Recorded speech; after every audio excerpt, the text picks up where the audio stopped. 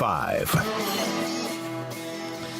Top 5 Big 12 questions for Week 9. Number 5. Will the loser of Baylor Texas Tech make a bowl game? We talked about this a little bit. Craig, you made a great point that if it's Texas Tech, they've got a little easier schedule on the back end. If it's Baylor, it's going to get a lot harder. For them to do it, they've got to find 2 wins. So, again, the loser has to find 2 wins to make a bowl game down the stretch, and they'll be 4-4 and not in a great spot, especially given some of the road trips that Baylor has to make. Yeah, I think Tech definitely does. That'd give them, 5? And at worst, they'll beat Kansas. They have them remaining. Tech does have 2 road games, so you can, based on their history right now, chalk both of those up as losses to TCU and Iowa State, unless they win their first road game, which, is possible. But, just kind of going pretty easily to Kansas is their 6th win if they win this weekend. For Baylor, I don't know. Oklahoma's susceptible, but that game's in Norman. Texas is susceptible. That game's in Austin, and it's the season finale. It's Black Friday.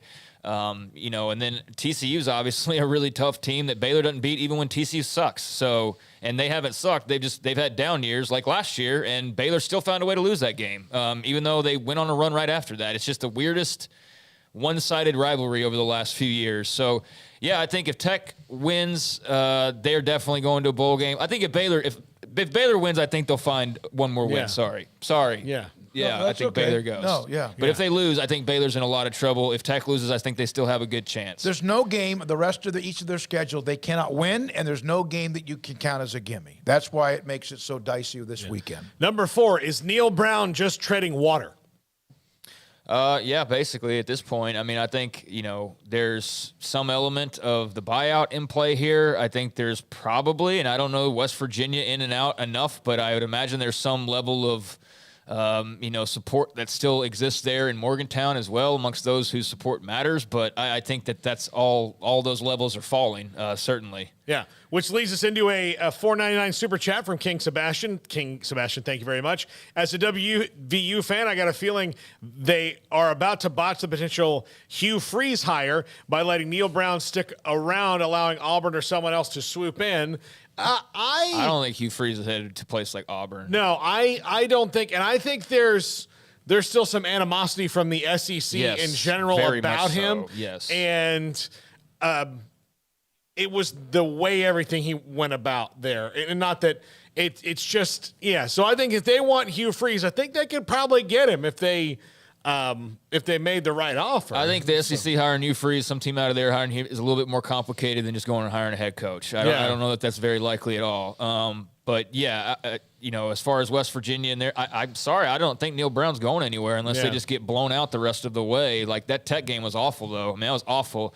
Like my whole thing with West Virginia is I had them in the middle of the power rankings, like coming out of last week. It was because they had a break. It's also what everybody else did, like losing around them, and the fact they had the win over Baylor. Yeah, they had this prime platter to just go play well. You could beat Tech, but But it was in Lubbock, but they no-showed, man, and they got destroyed, and it's bad right now. But, he's just treading water for sure. Number 3, can Iowa State score enough to beat Oklahoma? Yep. You think they so? can? Yeah. Yep, I think so. Oklahoma's defense is I don't think this really is not good. Given they're going to score 40 or anything. I don't think OU's that good on offense that they're just going to go score on Iowa State and, have 30 points. No, I think this will be Oklahoma wants to score 40 every time. Of course, everybody does, but you can tell in that offense, the Levy offense, that if they score under 40, that's a bad day, right? And they're going to have a bad day against this Iowa State defense. Does that mean they lose? No, but Iowa State's found ways to lose these games close. Mm-hmm. And dude, they could be almost unbeaten in Big 12 play. Yeah. It's that close to flipping. It's like single-digit scores for them in every one of these games. And you're right, and yet they haven't won. And so there's something missing, and it just seems like they hyperventilate. Terrible turnovers near the goal line. It's things missing like field goals, dropping a touchdown walk-in. It's like watching Baylor sometimes. Or Nebraska all of last year. Just execute. But, here's Oklahoma. They've scored 45, 33, 49, 41, 55, 49, 52. Or, excuse me, sorry. Sorry.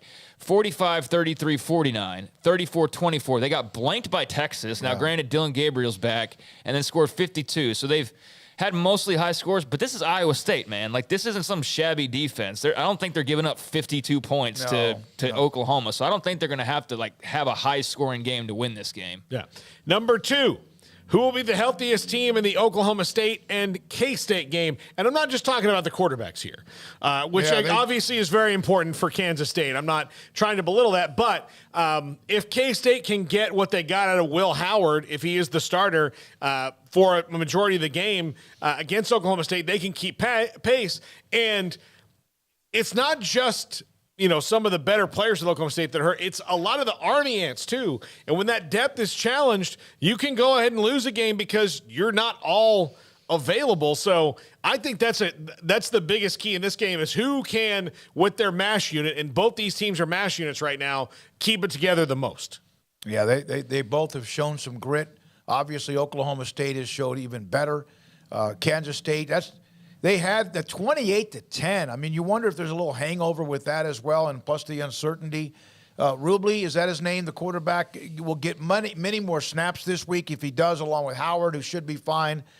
Well, Howard's going to be the guy. Yeah, that's not even a question. Rubley, it's not going to be Rubley. I mean, he might have to play at some point, but it's going to be Will Howard if it's not Adrian Martinez. But you guarantee you Rubley's going to get a hell of a lot more snaps than he did leading up to that last practice, game. He'll have to. But I think Oklahoma State might have more injuries overall, but the Adrian Martinez is the most significant, and it's not even close. Yeah. That's the one that's the biggest difference in how a team looks. It'd be like losing Spencer Sanders, So, I mean, overall, I don't know, but I do know that the Adrian Martinez one is the worst injury, and that's why I feel like Oklahoma State's got to feel pretty good, although it's going to be tough in Manhattan. Yeah.